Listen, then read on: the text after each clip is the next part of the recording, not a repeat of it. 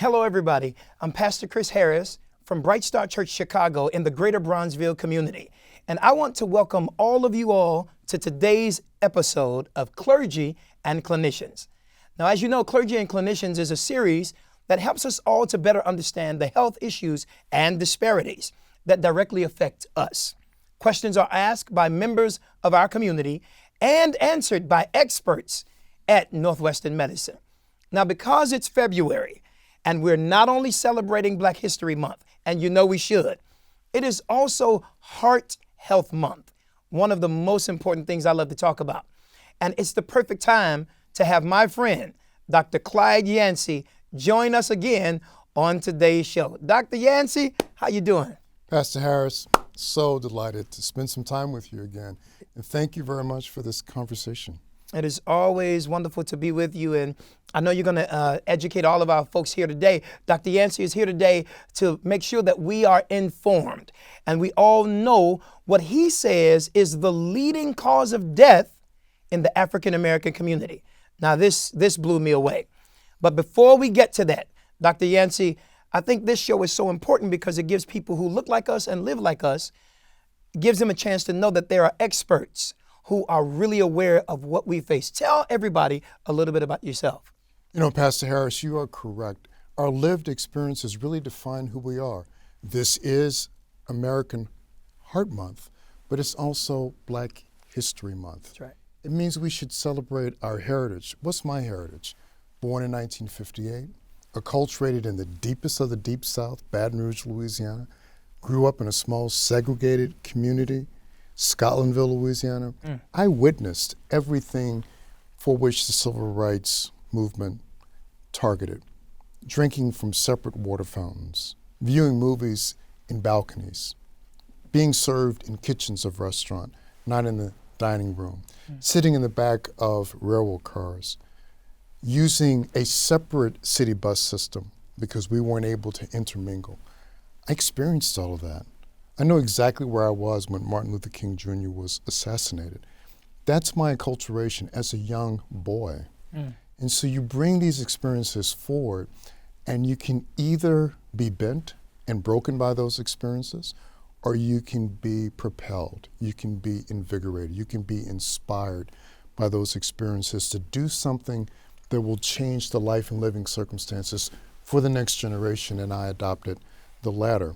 And so it really is great to be able to talk to you during Black History Month and celebrate our heritage, but then to celebrate the content, what we understand about the heart disease that intersects both Black History Month and American Heart Month, that helps us understand what are the right directives for the communities that we respect, people that look and think like us, people with the same lived experiences. How can we help that community? That is amazing. Let me tell you, I'm already inspired, and I'm going to ask every parent, stop what you're doing. Go and get that young man, that young woman, so that they can learn today and see someone who looks like them. Now, Dr. Yancey, in spite of everything that we know about COVID-19, and I don't know about you, I'm tired of talking about the vaccine, the variants, and the virus, but we got to educate our community. There's a lot we've learned about COVID-19 and the pandemic. And what blows me away is you say there's an even bigger threat to the African American community. What is that? So, Pastor Harris, remember the very first episode of Clergy and Clinician was the two of us. That's right. Talking about COVID-19. Yeah. I understand the exhaustion, the exasperation with the COVID-19 narrative, but let's be clear, it's still with us. That's right.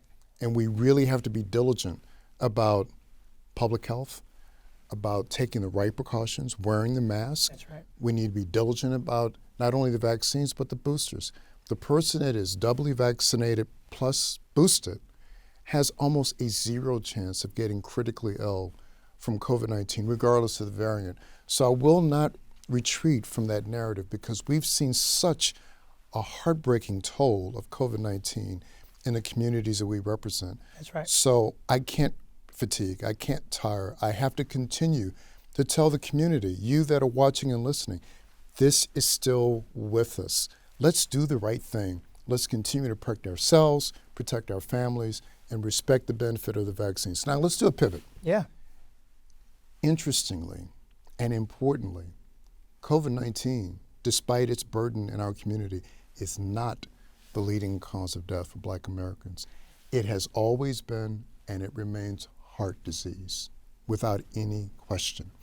And so this focus in February on the Black experience and heart disease is very apropos. We need to really get busy with this and understand that the messages that we're communicating during Heart Month are for us to listen, respond to, change our behaviors, and go forward in a different, positive, healthier way. But it's heart disease, Pastor Harris, heart disease. Let me tell you, my younger brother, Joshua, is currently struggling with heart disease. And this is pretty personal to me, and that's why we're sharing this information with individuals. So you told us about the what.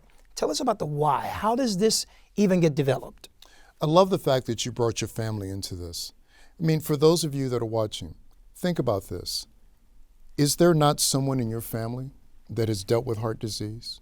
Maybe it's no longer with us because of heart disease. All of my aunts and uncles on both sides dead due to heart disease and associated ailments. So we've got to keep that in mind. But now here is the why.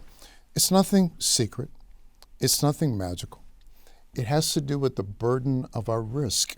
Heart disease is caused by exposure to certain risk factors. We have clear understanding of what those risk factors are.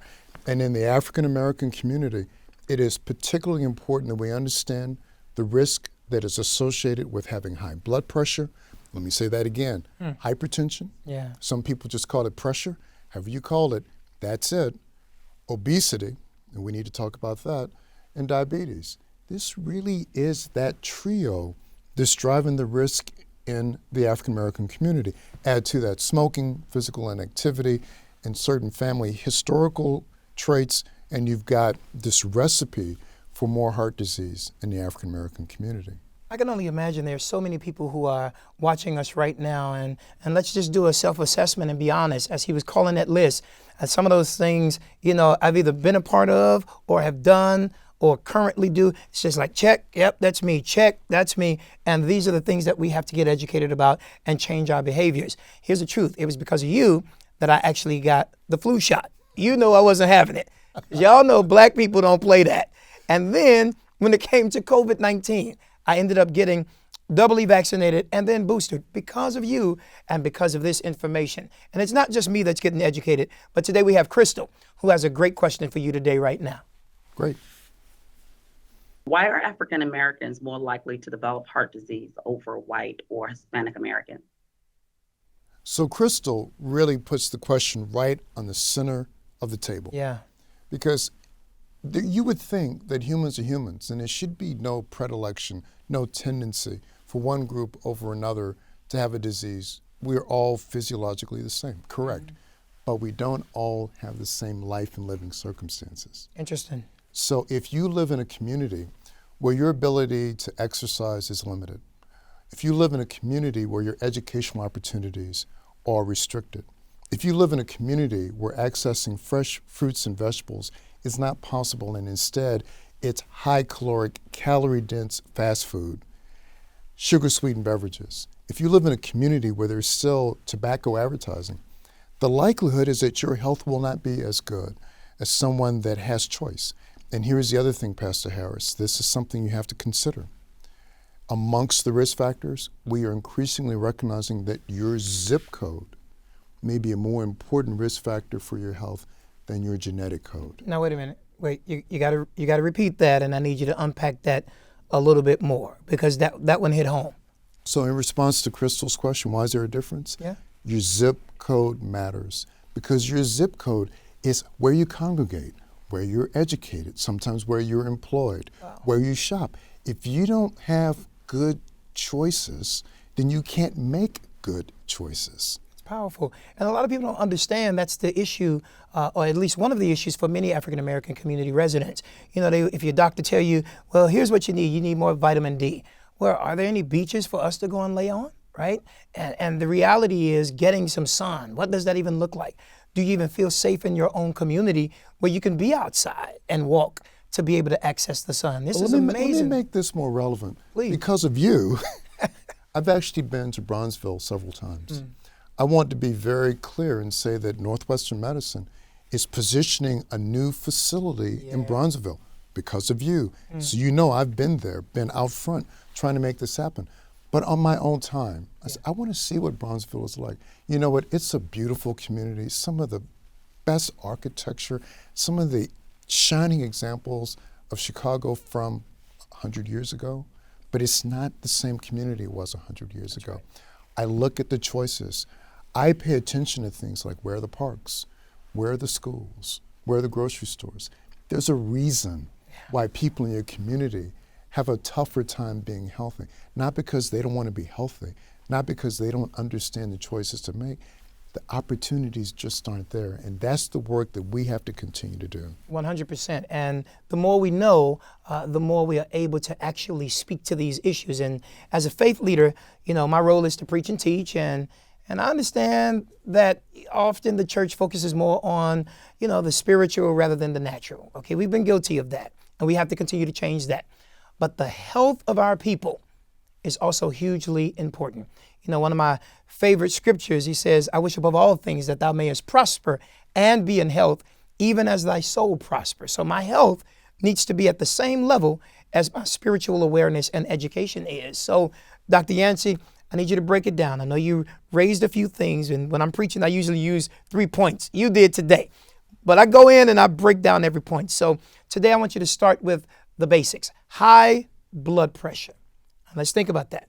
Why is this such a serious issue for us?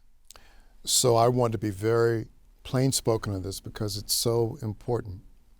The reason high blood pressure runs in families is because families tend to have the same lifestyle generation after generation after generation. 80% of heart disease is preventable. Thinking about hypertension, what you eat matters. Your salt intake matters tremendously, but also stress matters. Also, obesity matters. But it really starts with what's your activity profile? Are you just simply active, not necessarily exercising, but are you simply active? And what's your diet, critically speaking, in the quiet of your own mind? Not the diet you tell me that you follow when you're in the office and I see you, but what do you really eat when you're at home? Think about that. There is a close association between what we eat and what happens to our blood pressure, driven by the sodium that we consume. Pretty amazing. I got to tell you, I can only imagine how many people are starting to develop questions from these responses that you're giving today. We have yet another one from Joni. Take it away, Joni. In terms of a heart healthy diet, what food should I skip and what food should I be eating more of? That's a great question. So I love that brim that Joni's Oh, wearing. Joni's always sharp. I mean, that takes me all the way back to my days in Scotlandville. I love that, love that, love that. But a heart-healthy diet, everyone struggles with this. If you go to a bookstore, if you search the internet for a heart-healthy diet, you will be overwhelmed with all of the noise. But let's talk about some information. Yeah. There are certain foods that are uniquely beneficial. Vegetables. You can't eat enough vegetables. Fruit, fresh fruit, not the juices that are sugar sweetened, but fruit. You want to have healthy fats, freshwater fish, cold water fish, salmon. You want to consume nuts. You want to eat avocados. You want to have protein. You need protein, but it needs to be lean protein. Chicken is a great source. Fish is a great source. But think about the food preparation. Think about broiled and grilled instead of fried and fattened additives to the foodstuffs. You want to be very careful with bread. First, there's a lot of sodium in bread and a lot of calories. So you want to think about fiber, not bread. High fiber intake is really the best approach. Oatmeal, a terrific approach. Not with all the butter and whatnot in it, but oatmeal is really terrific. But, you know, let's not think about what you can't have. Let's think about what you can have. Think about vegetables. Think about fruit. Think about lean cuts of poultry, turkey. Think about fish, baked fish, broiled fish. There's a way you can have a very palatable diet without having a sense that you're not getting the things you want. But let's be clear. I'm going to put my thumb down and say, no fried foods. French fries, hamburgers, no. You don't want anything that's in a package with a freshness date this lasts for the next couple of months. That means it's been preserved. That means you're likely to consume chemicals that will increase your blood pressure as well. You want to shop on the perimeter of the grocery store. You want to deal with the fresh items that you know have a shorter dwell time from when they were harvested to when you can consume them. The stuff that's in a can, the stuff that's in a plastic bag, think very carefully about that. Wow. I got to be honest with you. I was almost on my way into a sunken place as you was just knocking everything off of my list that I really enjoy. But the question comes to my mind, Chris Harris, how long do you want to live? And how well do you want to live? And these are the things, that we have to think about. Another risk factor that you mentioned was, and this is going to get a little personal, obesity. African Americans are disproportionately affected by obesity, and therefore at a greater risk for developing heart disease. And this is tough for the church. We like to have, chicken dinners, and after service is over, we want to eat and remember the old school potluck, meals after church. Why is this an issue? Educate us. So growing up, I remember the church suppers vividly, vividly. And I know that it's a part of the societal experience. It's a part of the networking. It's a part of what you would call the fellowship. Yeah, that's right. To get together and share a meal. Yeah. When you don't have a lot of other resources, sharing food is the one thing that you can comfortably and easily do with those with whom you love and those that love you. So I want to respect the heritage, respect the culture, but there's a healthy way to do it. Let me be very clear when I say that. When we think about obesity, it always conjures up these negative connotations. Obesity is a clinical term, but let's talk about how we can think about a healthier way. If I can just encourage my patients, and I do this all the time, to lose 10 kilograms. Now the arithmetic says that's 22 pounds. I don't care where you start from. If you can just lose 22 pounds, everything gets better. Your blood pressure gets better. Your diabetes gets better. Your risk for heart disease gets better. You can't mobilize 100 pounds easily, but you can mobilize 22 pounds. Here's arithmetic. If you just do 2 pounds a month in a year's time, and a year goes by quickly, there you go. It's 24 pounds, and you are healthier. You may not yet be healthy, but you are healthier. And imagine if you do that over successive years. And the advantage of taking the small step approach that I'm advocating, it only takes one behavior change each month. Not the whole thing, just one behavior change each month. Stop eating the donuts. Don't eat the potato chips. Do the stuff that you know is working against you, the sugar-sweetened beverages, the soda. Stop that first. You'll be amazed at what will happen afterwards. But just do it in small steps, and the benefit. Let me give you another example. For every kilogram of weight loss, that's 2.2 pounds, 2.2 pounds, your blood pressure goes down by a point. Now, when I prescribe a drug for your blood pressure, I expect your blood pressure to go down by 8 to 10 points. You realize that if you lose this 22 pounds I'm talking about, that's the equivalent of being given a drug to control your blood pressure. Wow. Except this is sustainable and doesn't require the exposure to a drug. Who don't want to sign up for that? That's amazing. Yeah. Yeah, every time I talk to you, I get educated and I get inspired and moved to action, because the reality is the worst thing that we can do is learn all of this and now know it, but do nothing with what we know, and that's what I am really excited about. At our office, we got a bunch of ladies who are walking around with these big old jugs of water. And I'm like, I'll never do that, but I drink coffee all day. And this is really a change of mindset, and which leads to a change of our habits. African Americans are also 60%, let me say it again, 60% more likely than non-Hispanic white Americans to have diabetes. Now, Dr. Yancey, is this true that some progress has been made in the field when it comes to this disease? They're saying we're moving the needle. Is that really true? So it's true, but you made a brilliant point that I don't want to let go without amplifying it. If you want 3 takeaways about a heart-healthy diet, here is the first one. The best beverage to drink for any meal at any time of day is water. If you want another heart-healthy tip, avoid anything that's white, rice, bread, pasta. That will benefit you. If you want a third heart healthy point, nuts. A handful of nuts and a meal with beans, and you're well on your way. So take those as really tangible takeaways on this discussion about a heart healthy diet. And here's the other thing. Nobody wants to eat food that doesn't have taste. That's right. We've learned recently, just within the last few months, that if you take salt and replace about 1/4 of that with a supplement, potassium, the taste is the same, but guess what?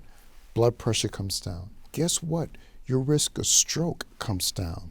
So we're not talking about a number anymore. We're talking about a disease. The risk of stroke comes down. So I wanted to go ahead and capture that. But now let's talk about diabetes, because this is really exciting.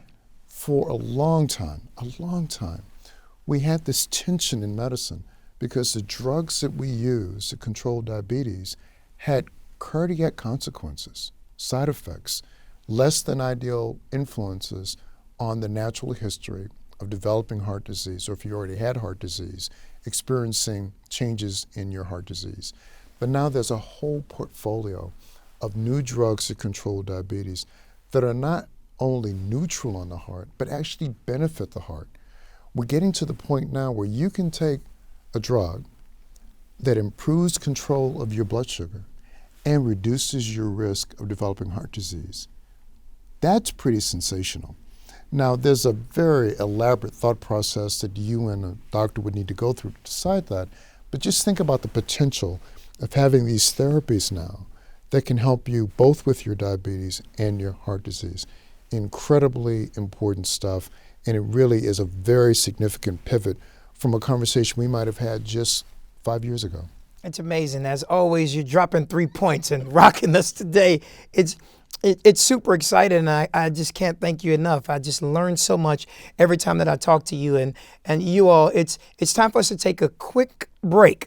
But when we come back, we'll take a crash course in cholesterol. I can't believe I'm even ready to talk about this. And we'll also learn some simple things that you can do at home to jumpstart a heart-healthy routine. We'll be back in just a moment.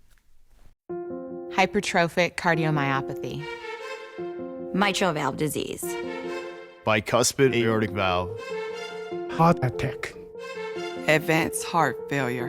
When it comes to treating complex cardiovascular conditions, consider survival rates. Northwestern Memorial Hospital in Chicago has among the best survival rates in the country and is consistently recognized as a top destination in the nation for cardiovascular care. So if you've been diagnosed with a complex cardiovascular condition, call 312-586-1532 and make an in-person or telehealth appointment for a second opinion from a top program. At Northwestern Medicine, your safety and well-being have always been our top priority, and we continue to provide a world-class environment for your medical care. Call 312-586-1532 now and make an appointment with our team of cardiovascular experts at Northwestern Medicine. If you've been diagnosed with a heart condition, get a second opinion. It could save your life. Northwestern Medicine. Better. My friends, welcome back to today's edition of Clergy and Clinicians. You know that favorite book that I like to preach and teach out of? It says, "My people perish for the lack of knowledge." And today, we're getting plenty of knowledge and information. I'm joined by Northwestern Medicine Chief of Cardiology, Dr. Clyde Yancey. Let me tell you, he's schooling us again, who also just happens to be a past president of the American Heart Association. We're happy to have you again here with us today, Dr. Yancey, and thanks for all you're pouring into all of us. Such a good time to be with you and with all the members of the community. So delighted they're engaging with us and calling in and giving us questions. This is how it should be. For sure. We got to keep this thing going over and over again. Now listen, we're getting an education from one of the best on ways that you can get serious about your heart health. And a lot of times what we tend to do is we get serious when it becomes a problem. So we are usually, not proactive. We are reactive. And so, Carl, why don't you ask your question that you have for Dr. Yancey today? So why is it important to have my cholesterol checked, and what do those numbers mean? So Carl, really, he hits the bullseye on this question. And by the way, that's an African-American man asking this question because, we don't often do that. So a second shout out to Carl for having enough courage to say, okay, exactly why do I have to do this? That's right. It's all because of the risk of heart disease. If you don't know you're at risk, you don't know you need to change your behavior. If you don't know you're at risk, you can't anticipate something that might change fundamentally your life and the life of those people around you, the people that depend upon you. And so it is very reasonable, in fact important, to know your risk. If we're thinking about heart disease, that risk can be compartmentalized in just a few places. What's your blood pressure? What's your cholesterol? What's your weight? Do you smoke? Are you physically active? Do you have diabetes? You give me that information and I can calculate your risk. And so don't you believe it's important to know, am I at risk? That really is the question. You get your cholesterol checked, not so you have something to talk about. You get your cholesterol checked so you can answer the important question, am I at risk? Now, the second part of Carl's question was very insightful, and again, that's my third shout out for Carl. What do you do with the numbers? Let's not overthink this. The total cholesterol should be less than 200. If it's greater than 200, we need to think about something with our diet and lifestyle. The cholesterol that we know is most associated with developing heart attacks and strokes, called the LDL cholesterol. We want that number to be less than 100, significantly less than 100 if you've already had a heart attack or a stroke. So just think about those two parameters, the total cholesterol less than 200, feel free to write that down, and the LDL less than 100. It's important. Look at your results. A lot of people have access to their health records right now. You know what? Do this. If you look at your results and your numbers are higher than either 200 total or 100 for the LDL, take the initiative, speak to your healthcare provider. Should I do something about this? And come up with a plan. Because it's much better to preempt the event than to experience the event and try to recover. Wow. You know, I think I just had what my grandmother used to call an epiphany, right? I would sometimes get so upset I would go to the doctor after I finally would go, and I would sit there for about 45 minutes, and then they come in and talk to me for about 10, 15. And I think I just realized that the doctor would come in and ask me, what are you doing at home? And then now I can tell you what's probably going on with you.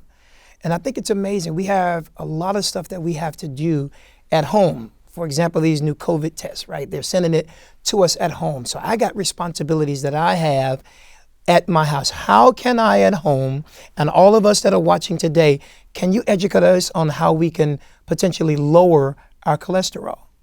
So very good question. And I want to be very clear about this. We know that activity, again, I'm trying not to talk about exercise because I don't want to unleash a whole bunch of people out doing things that could potentially put them at harm. But increase your activity level.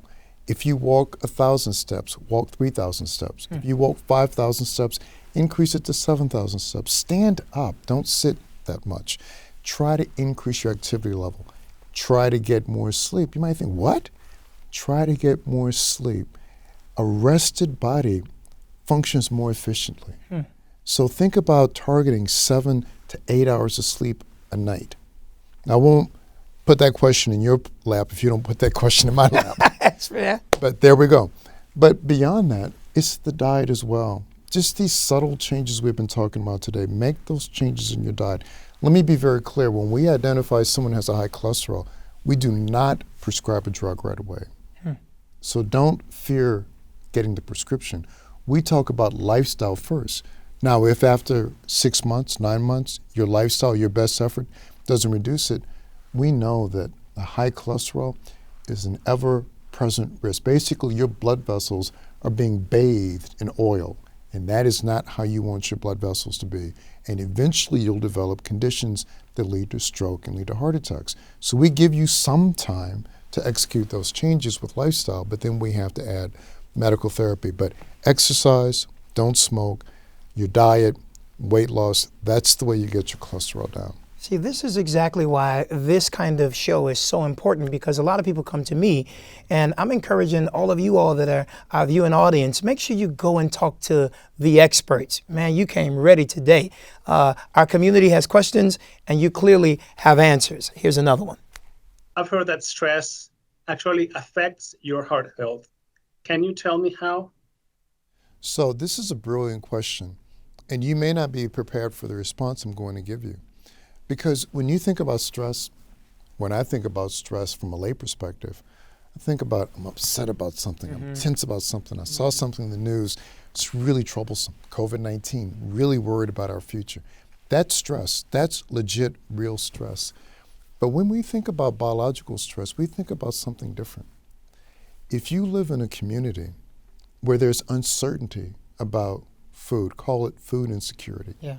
If you live in a community where there's uncertainty about your housing, call it housing insecurity.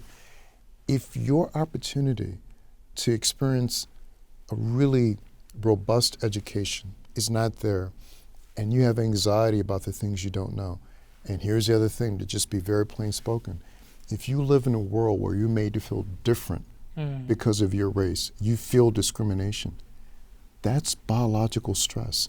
And it starts, Pastor Harris, in childhood. Think about this. Our children manifest that kind of environmental exposure as a stress response. A stress response which leads to the early emergence of things like high blood pressure, things like diabetes, even obesity, associated with the interaction between the human and society. So it's a different kind of stress. It's not that momentary stress because something bad happened. It's that cumulative stress because you don't have both parents at home or someone in your family is incarcerated. Those are real phenomena that have a biological impact on young adults. And so when we talk about stress, we have to think globally about what that means. There are a lot of people in the audience that are saying, I hadn't heard that before, but that's correct. This is why, if you think about hypertension, 1 out of every 3 Black Americans over the age of 30, Pastor Harris, not 60, over the age of 30 is already hypertensive. Wait, and many of them don't know it. 1 out of 3. 1 out of 3? 1 out of 3. Unbelievable. It's because the onset is at such an earlier age. And it's related in part, not completely, to our life and living circumstances. If you were in a grocery store or a drugstore and there's an automatic blood pressure machine, stop. Get your blood pressure checked. You know, I find that when communities are under-resourced, they're overly stressed, overly depressed, and so many other things. And we're having a lot of conversations about environmental injustice. And these are things that we should be talking about, not only in Heart Month, right, but Black History Month. How do we make sure that we resource our communities? And this is really important. And we're almost out of time. And Dr. Yancey, I want you to take a moment and just get ready to wrap it up, but give the best part of your sermon today to the audience right now. So the first part of my wrap-up, if you will, is really a shout-out for you. We need you. We need the trusted voice who is willing to step forward, be a leader, and bring this information that can improve the health of our communities. And our partnership, the opportunity we have to change the human experience for the communities we love is really important. So thank you for that. Thank you. My honor. And wrap up to everyone who's watching, I'm going to give you 5 steps, just 5 steps you can take that will make a difference. Step number 1, do more. Step number 2, eat less. Step number 3, know your numbers, your blood pressure, your cholesterol, your blood sugar. Step number 4, understand what your zip code means. Step number 5, get vaccinated. We're not done with this yet. And so let's continue to be diligent. 5 steps, it will make a difference in everybody's life. Thank you, Pastor Harris. Dr. Yancey, as always, you inform us, you inspire us, and it's always exciting to spend time with you. And the last time we got together, you know, you pushed me to action. I actually listened to you, and I went and got the flu shot, got vaccinated, got boosted. But today I'm inspired again to go to more action. And I want to just share with all of you all that I'm making a commitment to figure out how on Sundays we can find partnerships where we can have what I'd like to call happy, healthy food Sundays. Just imagine bringing all of our people together in the fellowship and not only providing food for them, providing healthy food for them, and then having experts to come in on those Sundays and teach them how to be healthy. This is what it is to move from just a place of faith to action. Scripture says faith without works is dead alone. So you have my commitment. And to all of our viewers, thank you for tuning in to this very important episode. Please go online and take a heart health risk assessment to learn more about your own personal heart health and encourage your family and your friends to do the same thing. And of course, share this episode today. Please visit nm.org/heart risk assessment. It's right there on the screen for you. It's quick, it's easy, and guess what? It's free. I also want to encourage you to share what you learned today. It's really important. Tell the people that you love, because we are a village and we need to look out for one another. This is Pastor Chris Harris on today's episode of Clergy and Clinicians. And guess what? We'll see you next time.